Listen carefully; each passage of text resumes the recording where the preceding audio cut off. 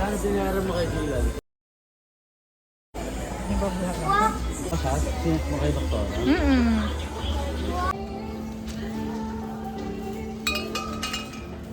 Ano ba? Ako maglalagay. 66. Kinder Joy eh. Mami eh.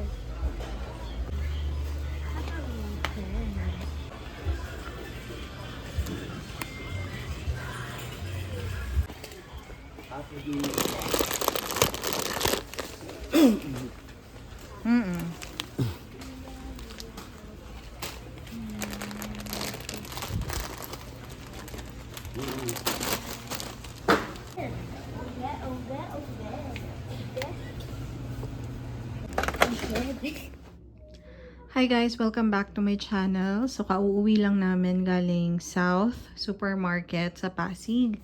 And magbi-bill reveal tayo. Grocery bill reveal for this cut-off. Nakaano ko, medyo malaki siya ngayon. 9,032. So yan lahat yung pinamili namin. And mag-start muna ako dito sa gamot. Hindi to kasama dun sa grocery. Ito ay nasa 1,200 something. So, ito muna. Vitamins namin to ni Daddy. Ano to? Vitamin C, 1,000 mg. Tapos, stress tabs, tsaka ito. Ishi na premium. 700 mg. Tapos, ano na siya? 60 tablets na to eh. 60 capsules pala. Okay. So, mag-start tayo sa non-food. Ito muna. Okay. So, first is, ayun, Joy na color green. Mas mura yung green kesa dun sa blue. Dati kasi blue yung binibili ko. Pero nung napansin ko, mas mahal siya. Yan na lang. And then, Safeguard na body wash na refill. Bumibili din ako ng Dove. Pero meron pa kasi kaming Dove. So, yan na lang muna. And then, ito. Para sa car, Kleenex tissue. And then, Zonrox na purple or yung pang decolor and original. Tapos, ito, Citronella mosquito off spray. Dati binibili ko yung off lotion pero ang mahal nun. Kaya ito na lang. Tapos, ang tagal pa niyang maubos. Ganyan siya. Ang bango din. And effective naman. Tapos, Baby Dove. Yan, maliit lang. And then, wipes. Panglinis ko lang to ng ano, pag gusto ko magpunas-punas. Ito ginagamit ko. Pag tinatamad akong mag-ano ng basahan, mag-wash. And then, ito. Panghilod. Ang tawag dito? O, basta yan. Loofah ba yan? And then, gloves. Tapos, trash bag. And then, paper plate. Tapos, ito, Bactidol. Yung pinakamalaki. 500 ml. Medyo pricey lang si Bactidol, pero effective yan. Tapos, kala na calamansi. Every grocery, nagtatry ako ng different variant ng kala. Tapos, ito, toothpaste. And ito, glutathione. Medyo mahal to ha, 114.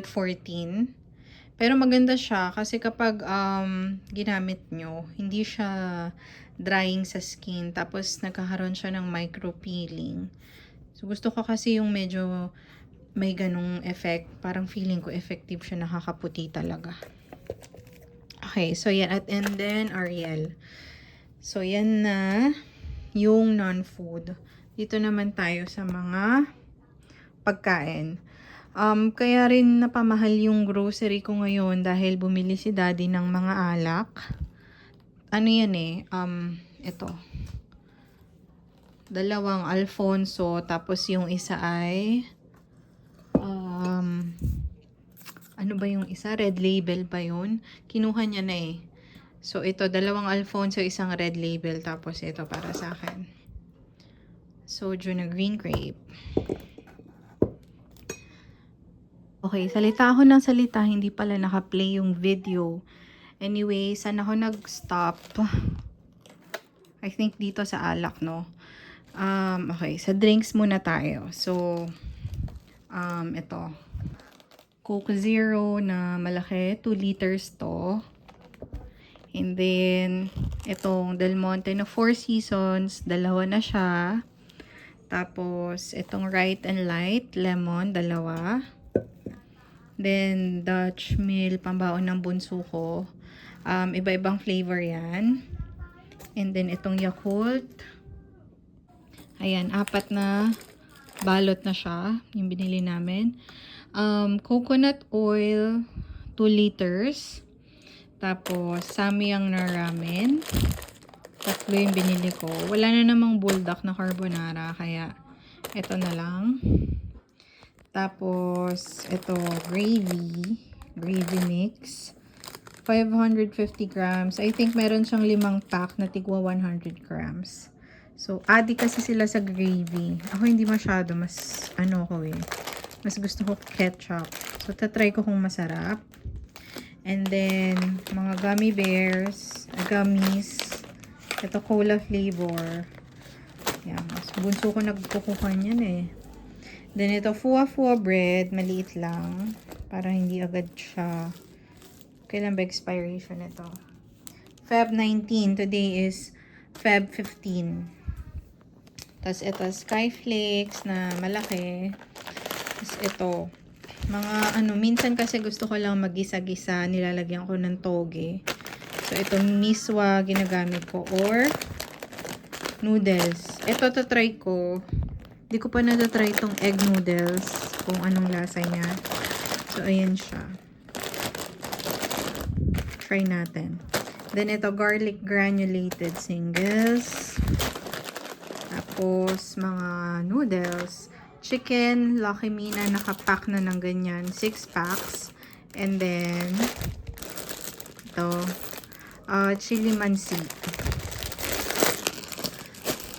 Tapos, ito, Arla na maliit lang. Cheesy spread. Madali kasi ito ma-expire kahit nasa loob ng ref. Gusto din ng bunso ko cheese whiz. Pero mas gusto niya to yung Arla. Tapos corned beef. Wala out of stock yung rose bowl na sardines. Kaya hindi na ako kumuha. Meron pa naman kaming stock nun. So, ito na lang muna yung i-stock natin. Yung spicy na Pure Foods, tsaka yung original. Fresh milk. Itong purple, yung Emborg sa akin. Ito naman kay kuya, yung Selecta. Tapos, ano pa ba? Ayun lang. Ayan, worth, na siya? 9,000 something. Mahal na talaga. Ito pa pala guys. So, ito yung mga chips na nabili ko. Iba-ibang flavor na yan. Nilagay ko na siya sa isang box. So, may Snaho V-Cut Nova. Tatago ko siya para hindi easy access. Kasi pag nakikita ng mga bata, pag madaling makuha, kuha lang sila ng kuha. Gusto nilang ubusin ng isang araw. Kaya, tatago ko to. Pag nakikrave lang sila. Instead na bumili sila sa labas. Ayan. And then, mga pambaon. So, lang to? Konti lang to kasi may pa sa freezer eh. May hotdog pa tsaka mga ibang pangbaon. So, ito ay Pure Food Spicy Chicken Nuggets. 2 ganyan. Tapos, tocino na Pampangas Best. Okay. Yan na siya lahat. And 9,000 na yan lahat. Ang mahal ng bilihin talaga ngayon. Yung, yung food namin, yung pang-ulam namin everyday, weekly namin yun binibili sa SM Marikina na wet market. Si daddy yung namamalengke. And yung budget ko doon is nagre-range from 3,500 up to 5,000. Depende kung bibili kaming bigas. Kung walang bigas. Basta yung 3,500 yun yung minimum. So, Ayan siya. Ayun lang guys. Thank you so much for watching until our next grocery haul. Okay. So, pag nag-grocery pala kami, laging nagpapabox. Kasi ginagamit ko yung box sa business ko. Yung souvenir. So, yan. Tinatago ko siya. Ayan. Nung December, grabe. Lahat ng stock na naubusan ako. Box, mga plastic, talagang kung saan ako naghagilap noon sa palengke and all. So ngayon, nag-iipon na ako para, alam mo yon, hindi ako nangangarag pag kailangan. So yun lang. Thank you.